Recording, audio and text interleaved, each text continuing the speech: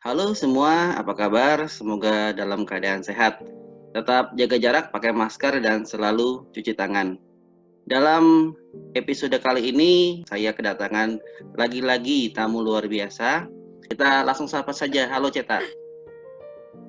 Halo Mas Suryo. Ya, Guys, gitu dong. halo guys. Halo Ya Cet. guys. Ya, Iya. jadi saya dan Ceta ini bertemu di dua dunia yang berbeda.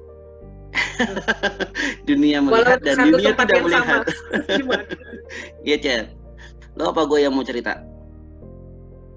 Ya, lo aja dulu Mas Sur, ntar gue tambahin. Oke. Ya, jadi ya saya kerja di sebuah yayasan namanya Mitra Netra. Itu memang fokusnya ke pemberdayaan teman-teman tunanetra. Jadi lebih banyak membantu teman-teman tunanetra untuk bisa mempersiapkan diri mereka gitu ya, melatih diri mereka sampai mereka bisa mendapatkan masa depan yang lebih baik lagi gitu. Nah, suatu saat saya lagi nongkrong di depan gitu setelah selesai mengajar, kedatangan satu teman baru gitu. Ya si Ceta ini datang, ternyata ngobrol-ngobrol panjang lebar, dia baru saja mengalami proses ya Cet ya waktu itu ya. Iya, Proses proses menuju ya. proses menuju kebutaan gitu.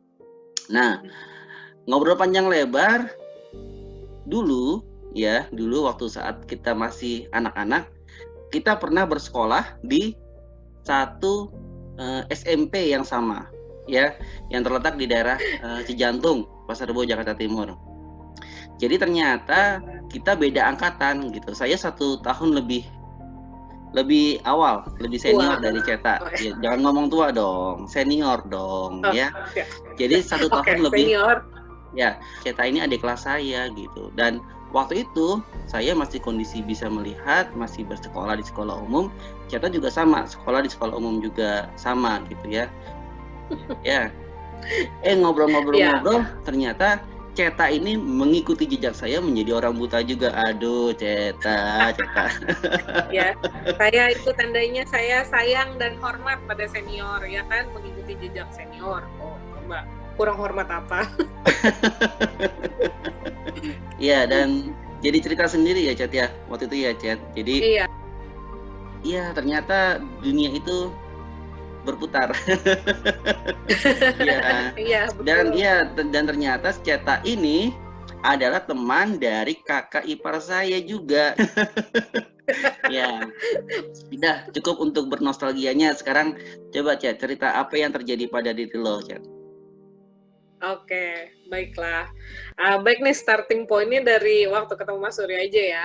Ya. Karena itu sebenarnya pertama kali gue datang ke Mitra Netra untuk menjalani proses habilitasi ya, atau rehabilitasi.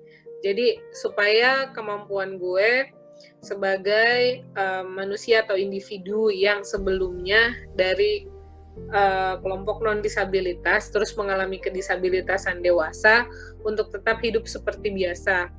Nah, gue dapat informasi di Yayasan Mitra Netra mengajarkan untuk memakai alat-alat yang dapat mengampu kemampuan gue itu. Jadi, gue bisa balik lagi dong, membaca tulisan di laptop, memakai mobile phone atau handphone gitu, memakai ponsel, mengoperasikan ponsel seperti biasa.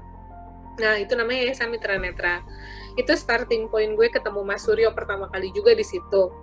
Kaget nih, wah ternyata di situ ada senior saya gitu kan, yang ternyata luar biasa. Takdir itu ya mempertemukan. Oh ya, ini tambahan cerita ya Mas Sur yang tadi. Waktu SMP itu, karena di SMP kita satu angkatan itu 13 kelas. Jadi kelas 1 13 kelas, kelas 2 13 kelas, dan kelas 3 13 kelas. Jadi kebayang ya. Dan setiap kelas itu 48 orang ya, Cet, murid. Iya, makanya 40 orang satu kelas. Jadi gue sebenarnya mungkin pernah selipan sama Mas Suryo, tapi sayangnya di waktu kita melihat itu, kita nggak pernah kenal satu sama lain ya Mas ya. Iya, karena Padahal kita satu jalur, 40 satu jalur kali kemarin. 13 aja sudah berapa? Kali 3 Iya, angkatan. dikali 3 angkatan. Iya, Ya, itu nggak kebayang. Ramenya kayak apa tuh. Ternyata di dunia yang segitu randomnya, Tuhan itu ngasih kita berdua takdir ya Mas Sur. Kita iya. menerima dadu yang sama. Dadu yang kemudian berimplikasi Mas Suryo 6 tahun kemudian, kalau saya 25 tahun kemudian. Sebenarnya kita punya jarak yang lumayan jauh ya Mas ya, 25 dan 6, tapi itulah maksud gue kuasa Tuhan. Di saat waktu itu kita ibarat berenang di satu kolam yang sama, tapi begitu selesai, serut naik, kita kagak ada yang tahu tuh satu sama lain, tapi kita kemudian bertemu lagi ya Mas di tempat yang sama gitu dalam keadaan tidak melihat. Tapi gue bersyukur waktu itu sama Tuhan, gue masih sempat dikasih penglihatan sedikit waktu datang ke Mitra. Jadi gue pernah ngeliat Mas Suryo yang kagak pernah ngeliat gue. Seneng gitu sih. Iya, enggak sih, agak bersyukur juga gitu. Gue nggak ngerti, lo nggak ngeliat gue ya Mas? Iya, agak lo samun. Jadi rasa shocknya itu tidak terlalu mendalam lah. Ya. Iya Mas. Gitu. Kalau nggak lo samun Mas, demam, ntar lo ngeliat gue. Iya. Bisa. Enggak, Chat. Nah, apa yang terjadi pada diri lo selanjutnya, Chat?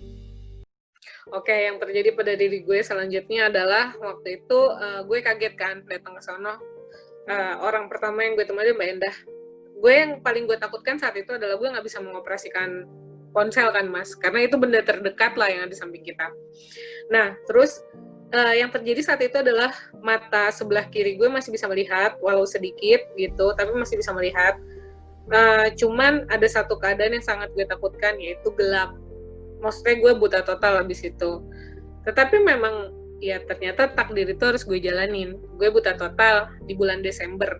Padahal gue datang ke Mitra Netra itu di bulan September masih dalam keadaan melihat yang sebelah kiri.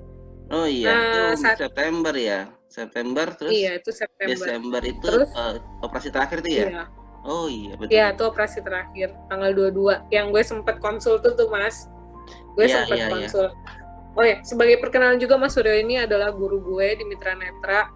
Guru pertama sekaligus yang mengajarkan gue memakai laptop, memakai ponsel, terus beberapa program komputer. Jadi istilahnya doi ini yang ngebukain gue jalan untuk memakai atau mengetik. Ya alhamdulillah, thanks God, thanks Mas Suryo udah membukakan jalan buat gue untuk tetap hidup sebagai manusia biasa lagi. Soalnya kalau misalnya nggak diajarin komputer, gue jadi nggak biasa. Terima kasih loh buat promosinya. Iya, untuk pemesanan bisa lihat di deskripsi ya. Iya nanti ya, silakan tanya-tanya aja ke dia. Tarifnya itu loh, tarifnya bersaing loh. Tarifnya bersaing. Thanks ya, mungkin lah itulah cara Tuhan mempertemukan gue dengan Mas Suryo. Maksudnya thanks God gitu. Gue mungkin nggak dikasih orang lain untuk teachernya atau asistensinya atau konselornya nggak dikasih orang lain. Ya sempat ke Mas Adi juga, temannya Mas Suryo juga. Maksudnya ya lingkupnya itu aja. Ya thanks God dikasih orang yang pernah jadi senior gue. Jadi gue punya path atau jalur yang sama di mana gue bisa mencontoh. Pada saat itu adalah gue bingung karena gue nggak tahu apa yang harus gue lakukan. Gue buta di tengah-tengah cuy, bukan dari awal atau dari yang saat mobilitas masih bagus. Iya, buta bukan bakat ya, bukan impian juga ya. Iya, makanya cita-cita juga bingung tuh gue. Iya. Buta dijeblosin kali gimana juga kagak bisa. Itu hanya berdasarkan feeling ya, karena gini keadaannya waktu itu yang terjadi sama gue adalah di tahun 2016, even di awal tahun itu gue masih bisa melihat. We never expect kan Mas, maksudnya 4-5 bulan ke depan apa yang akan terjadi. Siapa yang bisa menyangka di bulan kelima di tahun depan lo nggak bisa melihat. Itu yang gue rasakan saat itu adalah karena gini, di bulan Februari, bulan Maret, bulan April, bahkan Januari itu gue masih bawa motor, Februari masih bawa motor. Bahkan terakhir sebelum didiagnosa gue ablasio retina, itu gue ingat gue didiagnosa ablasio retina itu tanggal 19 Mei 2016. Itu paginya gue masih ke kantor bawa motor dengan pandangan yang jelas, walau ada kayak transparan yang menetes sedikit, itu gue masih bawa motor pagi harinya. Malamnya setelah diperiksa dari dokter, kantor yang punya kebijakan untuk mengantar gue dengan mobil dan motor ditinggal.